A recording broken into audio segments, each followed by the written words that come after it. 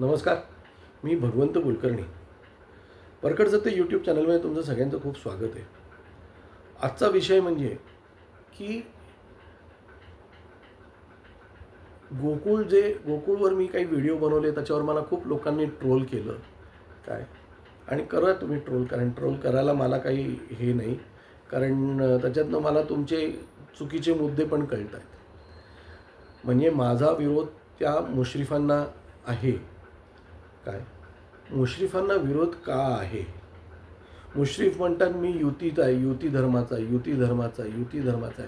मग युती धर्मामध्ये जेव्हा देवेंद्र फडणवीसांकडे तुमची मीटिंग झाली होती, मीटिंगमध्ये चर्चा झाली होती आणि देवेंद्र फडणवीसांनी सांगितलं होतं की प्रशासक तर येणार आणि प्रशासक कायद्याने आलेला आहे. तुमच्या हायकोर्टाने पण सुद्धा सांगितलं प्रशासक आणायला पाहिजे वगैरे. त्यांनी झापलं तिथे हायकोर्टाने. मग समजा तुम्ही युती धर्माचे होते, युती धर्माचे मुख्य देवेंद्र फडणवीस आहेत, तर या देवेंद्र फडणवीसांना तर तुम्हाला मान्य नाही. तुम्ही सुप्रीम कोर्टात का गेलात? सुप्रीम कोर्टात तुम्ही काय युक्तिवाद केलेत आणि कशाला ते युक्तिवाद केले? तुम्हाला समजा देवेंद्र फडणवीसांवर विश्वास होता तर तुम्ही जायचं नव्हतं. म्हणजे ह्याचाच अर्थ तुमचा युतीवर विश्वास नाही, तुमचा सरकारवर विश्वास नाही, मुश्रीफांचा सरकारवर विश्वास नाही. आणि समजा काय म्हणतात त्याला, चौकशीला सामोरं जायचं असेल तर सामोरं जावं त्यांनी. आज बरेच प्रकरणं निघत आहेत, त्याच्यामध्ये आपण प्रत्येक प्रकरणावर बोलायचा प्रयत्न करू. पण एक जे महत्त्वाचं प्रकरण, जी एवढी सगळी लोक उगीच मुश्रीफांच्या विरोधात गेलीत का? आणि मुश्रीफ आणखीन बंटी पाटील हे एक होणारच कुठल्याही परिस्थितीत, कारण त्यांची ओरिजिनच काँग्रेस आहे, ओरिजिनच भ्रष्टाचार आहे त्यांचा. आजही ते राष्ट्रवादीमध्ये आहेत. त्यामुळे मुश्रीफांनी तिथे काय केलेलं आहे? मुश्रीफांनी माझ्या माहितीप्रमाणे आज कितीतरी मुसलमान लोकांना तिथे नोकऱ्या लावलेल्या आहेत आणि हा जिहाद आहे. माझ्याकडे एक यादी आलेली आहे, जवळजवळ त्या ह्याच्यामध्ये मुश्रीफांच्या नावाने बोगस 40 ते 50 दूध संघ आहेत. उद्या आपल्याला जसं ते तामिळनाडूमध्ये तिरुपती देवस्थानामध्ये तो YSR रेड्डी, तो ख्रिश्चन, त्यांनी काय म्हणतात त्याला, त्या तिरुपती बालाजीच्या लाडूमध्ये काहीतरी कुठली तरी चरबी मिक्स केली होती. त्याचं सरकार तर गेलंच, बालाजीने त्यांना दणका दिलाच, त्याच्यामध्ये काही दुमत नाही. काय पण इथे उद्या अशा गोष्टी ह्याच्यामध्ये घडणार नाहीत. याची जबाबदारी कोण घेणार? आज 40 वर्ष गोकुळ, तुम्ही म्हणतात 40 वर्ष गोकुळची मलई लोकांनी खाल्ली. मग तुम्ही 40 वर्षाचं हे करा ना. मग 40 वर्ष गप्प का होते? 5 वर्ष गप्प का होत, म्हणजे 35 वर्ष गप्प का होते? यांची सत्ता तर आत्ता चोरून मागच्या वेळेस आली. माझं तर म्हणणं आहे, कुठल्याही परिस्थितीमध्ये भाजपने युती म्हणून करू नये. शिंदेसाहेबांची लोकं आली त्यांच्याबरोबर, तर त्यांच्याबरोबर बसून BJP म्हणजे माधवराव माडकांच्या यांनी आणि शिंदेंच्या यांनी एकत्र येऊन ही गोकुळची लढाई लढली पाहिजे. मुश्रीफांच्या मागे जाऊ नये. आज जो भ्रष्टाचार झालेला आहे, माझ्या माहितीप्रमाणे गेल्या 5 वर्षांच्या काळामध्ये जवळजवळ 500 ते 600 कोटी रुपयाचा भ्रष्टाचार झाला आहे, असं मला काही सूत्रांनी मला सांगितलेलं आहे किंवा काही लोकांनी मला सांगितलेलं आहे.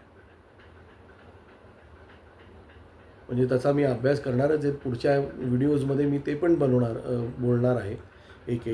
पण याच्यामध्ये ते बेलवडेला का मारलं? काय चूक केली तुम्ही? आज गोकुळ करत तुम्ही गोकुळचा मक्का कराल उद्या.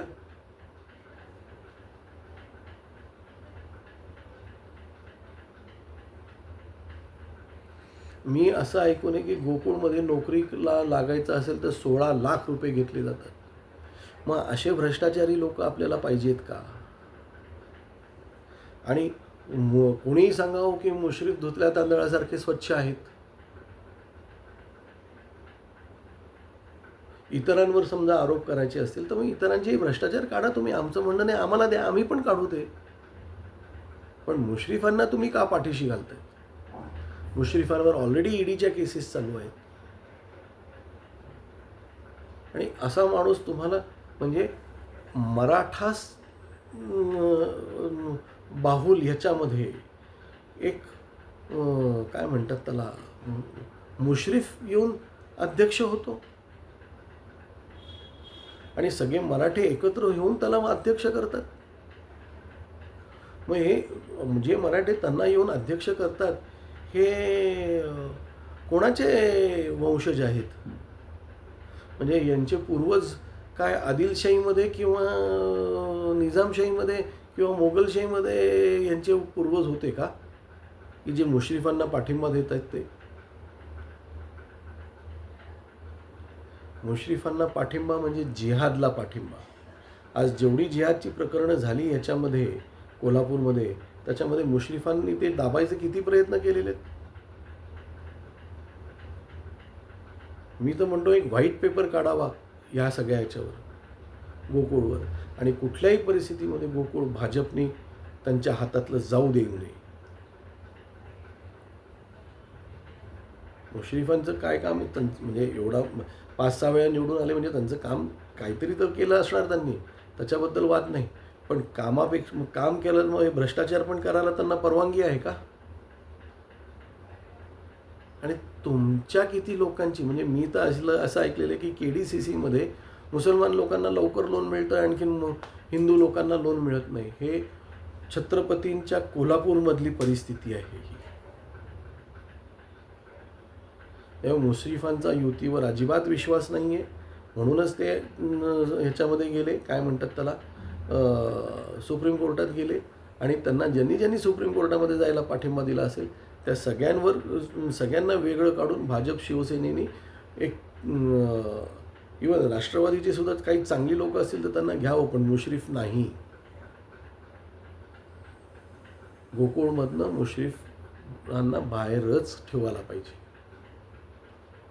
गोकुळचं मक्का करू नका. आज एवढंच. धन्यवाद.